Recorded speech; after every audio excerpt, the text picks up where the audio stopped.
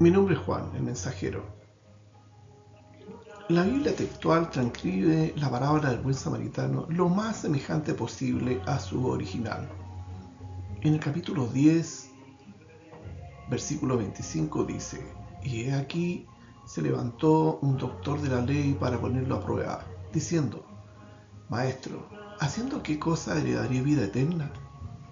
Él entonces le dijo: ¿Qué está escrito en la ley? ¿Cómo lees? Y él respondiendo dijo: Amarás al Señor tu Dios de todo corazón, y con toda tu alma, y con todas tus fuerzas, y con toda tu mente, y a tu prójimo como a ti mismo. Le dijo: Rectamente respondiste, haz esto y vivirás. Pero él, queriendo justificarse, dijo a Jesús: ¿Y quién es mi prójimo? Respondiendo Jesús dijo: Cierto hombre bajaba de Jerusalén a Jericó, y cayó en manos de salteadores, los cuales, después de desnudarlo y golpearlo, se fueron dejándolo medio muerto. Y por coincidencia, cierto sacerdote bajaba por aquel camino, y al verlo pasó por el lado opuesto. Igualmente, un levita, al llegar junto al lugar y al verlo, pasó por el lado opuesto. Pero un samaritano que iba de camino se acercó a él, y al verlo fue movido a compasión, y acercándose, vendó sus heridas, derramando aceite y vino, y lo montó sobre su propia cabalgadura, y lo llevó a un mesón, y cuidó de él. Y al día siguiente, al partir, sacó 2 denarios, los dio al mesonero y le dijo: Cuídalo, y todo lo que gastes de más, yo te lo pagaré cuando regrese. ¿Quién de estos 3 te parece haber sido prójimo del que cayó en manos de los salteadores? Y él le dijo: el que hizo la misericordia con él. Entonces Jesús le dijo: Ve y haz tú lo mismo. Esta parábola, que pareciera dejarnos una enseñanza de lo que significa ser misericordioso al comparar a 3 hombres frente a un hombre que había sido asaltado y despojado en el camino, tiene otra lectura, otra interpretación, más profunda, más auténtica, que revela el verdadero significado. Jesús, en un lenguaje codificado, nos deja las pistas necesarias para descifrar su mensaje en nuestra era de Acuario. Se refiere a lo que sería su segunda venida. Estimados y estimadas, permítanme analizar cada pasaje, escudriñar lo que quiso decir, su sentido y alcance para esta nueva humanidad. Vamos a lo principal de la parábola. Cierto hombre bajaba de Jerusalén a Jericó y cayó en manos de salteadores, los cuales, después de desnudarlo y golpearlo, lo despojaron. El hombre representa a todos nosotros, a la humanidad.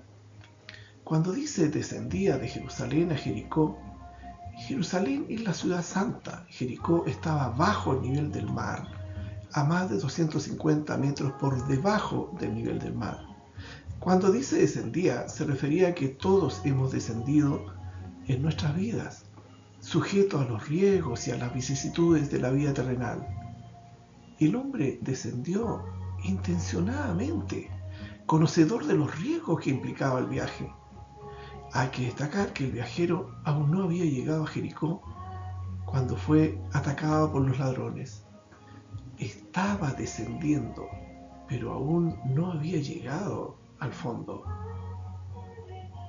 El viajero fue atacado por una banda de salteadores, perteneciente a una sociedad organizada y maquinadora que operaba de manera coordinada y deliberada. Al decir que lo despojaron, se refiere a la pérdida de la inmortalidad y de la incorruptibilidad del género humano. Y continúa: e hiriéndole, se fueron dejándolo medio muerto. Cuando dice medio muerto, se puede observar una alusión a la primera muerte.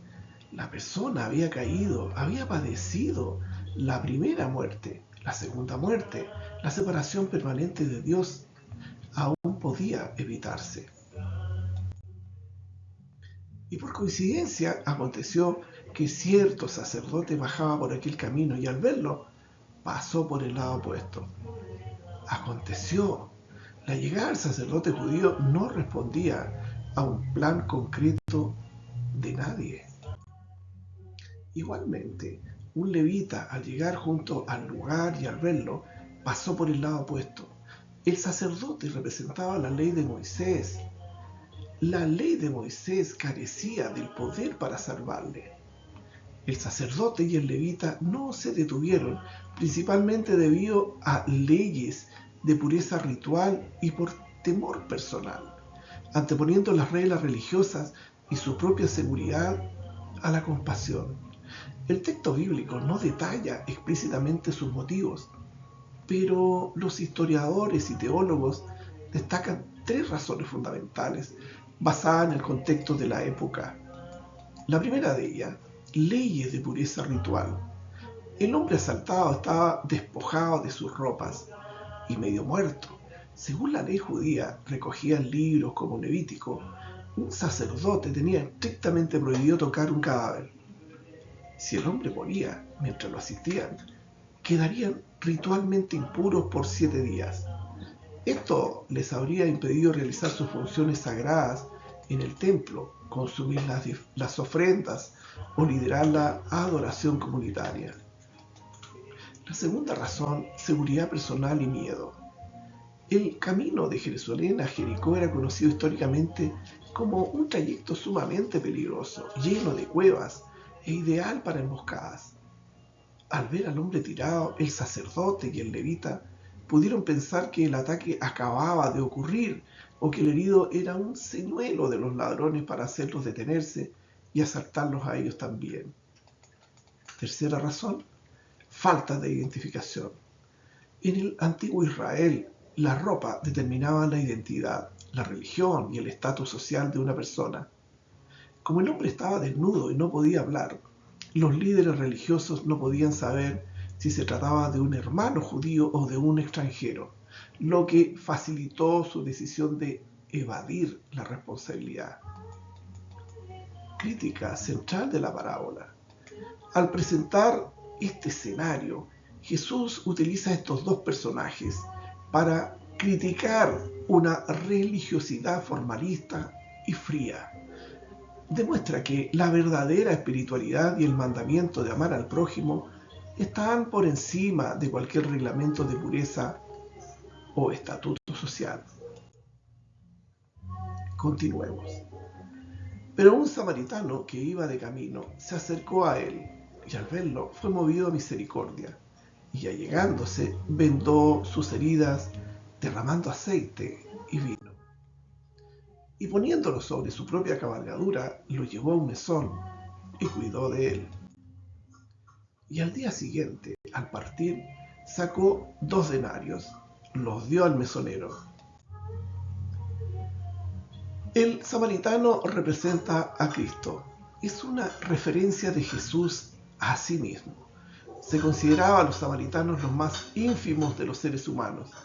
Así también se profetizó que el Mesías sería despreciado y desechado entre los hombres y menospreciado. Isaías 53, 3. Iba de camino. Buscaba intencionadamente personas a las que ayudar. Descendió con la intención de rescatar y atender al moribundo, a la humanidad. Un denario era el salario por un día de trabajo. Aquí debo recordar el capítulo 3, versículo 8 de Pedro, cuando dice: Pero, amados, no ignoréis esto, que para el Señor un día es como 1000 años, y 1000 años como un día. Entonces, lo que Jesús pagó al mesonero, esos 2 denarios, representan a 2000 años. Le dijo: cuídalo, y todo lo que gastes de más, yo te lo pagaré cuando regrese. Cuando Jesús le dice al mesonero que todo lo que gaste de más lo pagará cuando regrese, se está refiriendo a su segunda venida, 2000 años después. Y ese es el tiempo en el cual nos encontramos. Aquí debo recordar la experiencia de Rosana, una de las que tuvo la formidable experiencia en Viña del Cerro, región de Atacama, de oír en su interior la voz de un varón joven que le dijo: 2 veces, 2 arriba, 2 abajo. Luego que 2 monjes franciscanos que habían bajado desde lo alto impusieran sus manos sobre ella para que canalizara y recibiera ese mensaje que sería interpretado por este mensajero que les habla. El 2 que había oído Rosana se refería a Jesús, en tanto el 1 es el Padre. Al decir 2 arriba, 2 abajo, quiso decir Jesús arriba, Jesús abajo. La voz que había oído era la de Yeshua, nuestro Señor, que anunciaba que su reino había descendido a nosotros, tal como reza el Padre nuestro. Padre nuestro que estás en el cielo, vénganos tu reino a la tierra como en el cielo. Junto con el inicio de la nueva era, que comenzó el 18 de enero del año 2013, se ha cumplido la profecía. Su reino está aquí, con nosotros. Jesús dijo: mi reino no es de este mundo. Precisamente porque su reino es en espíritu, su segunda venida es en espíritu. Continuemos. ¿Quién de estos 3 te parece que llegó a ser prójimo del que cayó en manos de los salteadores? Y él dijo: el que hizo la misericordia con él. Entonces Jesús le dijo: ve y haz tú lo mismo. La parábola del buen samaritano da cuenta de la segunda venida de nuestro Señor Jesús en espíritu. Pero ¿quién lo anunciará? Aquí es necesario citar el Evangelio de Juan, capítulo 21, en el siglo XXI.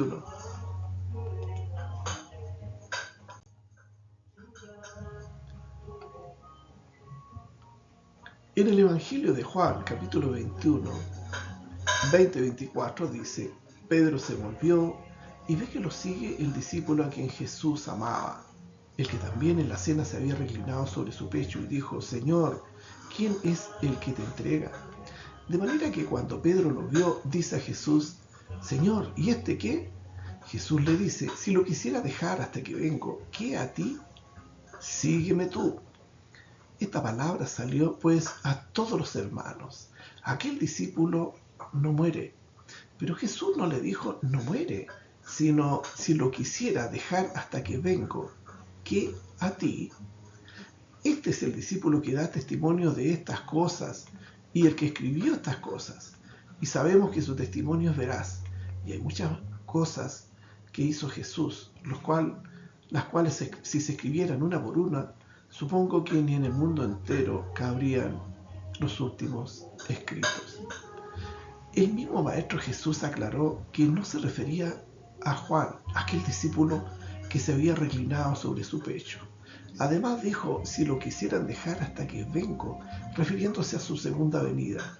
¿Qué a ti? Lo que realmente quiso decir Jesús, y que lo dejó codificado en lo secreto, era que habría un Juan que lo anunciaría en su segunda venida. Juan Bautista lo anunció en su primera venida, cumpliendo las profecías del Antiguo Testamento. Isaías 43 profetizó que una voz clama en el desierto: preparad el camino del Señor. En Malaquías 3:1 y 4:5 anunció el envío de un mensajero con el espíritu del profeta Elías para reconciliar los corazones antes del día del Señor. Testimonio legal y validación pública. Bajo la ley judía, el testimonio de una sola persona sobre sí misma no se consideraba legalmente válido para asuntos de gran trascendencia. Jesús requería un testigo independiente y respetado por la sociedad que confirmara su identidad. Juan gozaba de una enorme autoridad moral y popular. Al bautizar en el río Jordán, Juan se convierte en el testigo presencial de la manifestación del Espíritu Santo. Al día siguiente lo señala públicamente diciendo: este es el Cordero de Dios que quita el pecado del mundo. Juan Bautista representó teológicamente el fin de la antigua alianza y el inicio de la nueva. Su misión consistió en transferir la atención del pueblo desde la ley antigua hacia la gracia de Jesucristo, resumiendo su propósito en una profunda frase de humildad. Es necesario que Él crezca, pero que yo mengüe.